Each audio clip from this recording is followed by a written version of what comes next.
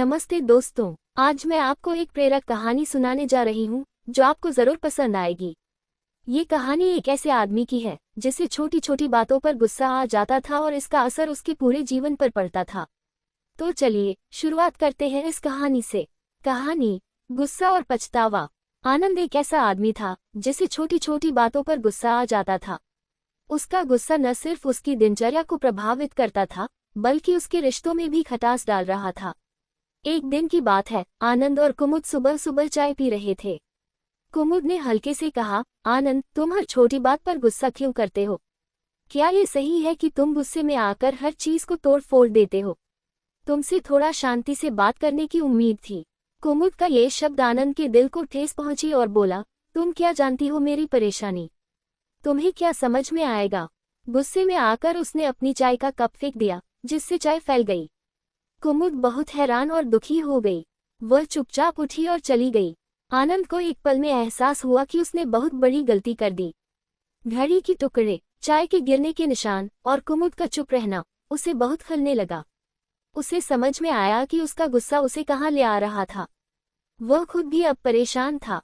उसे लग रहा था कि उसका गुस्सा उसकी जिंदगी के हर पहलू में बुरा असर डाल रहा है और वह चाहता था कि कुछ किया जाए। उस दिन आनंद ने राजेश से मिलने का फैसला किया, जो उसके अच्छे दोस्त थे।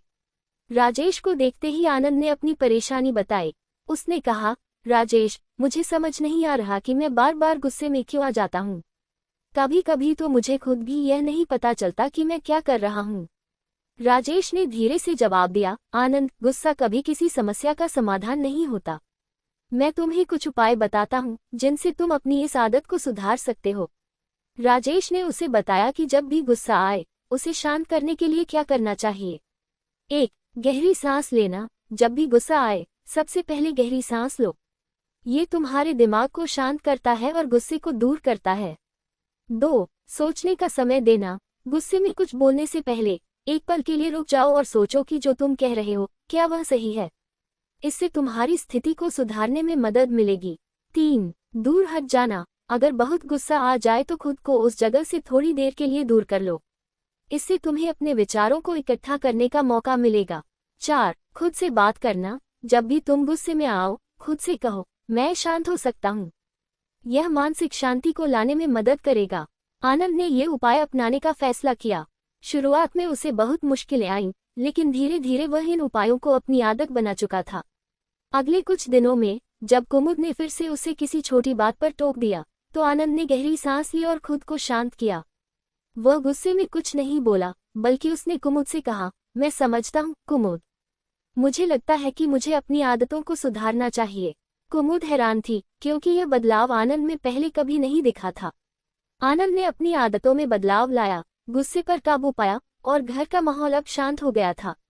आनंद अब जानता था कि गुस्से से कुछ भी हासिल नहीं होता। गुस्से में आने से सिर्फ नोक-झोंक होती है और रिश्तों में खटास आ जाती है। उसने समझा कि शांति और आत्मनियंत्रण ही जीवन को बेहतर बनाते हैं। कुमुद और आनंद दोनों अब पहले से अधिक खुश थे क्योंकि आनंद ने अपने गुस्से पर काबू पा लिया था। ये कहानी हमें ये सिखाती है कि अगर हम अपनी आदतों में सुधार करें और सही दिशा में बदलाव लाएं, तो हम अपने जीवन को बेहतर बना सकते हैं।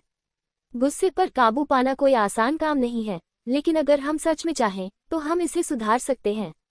अगर आपको ये कहानी पसंद आए तो वीडियो को लाइक करें, चैनल को सब्सक्राइब करें और बेल आइकन जरूर दबाएं ताकि आप हमारे सभी नए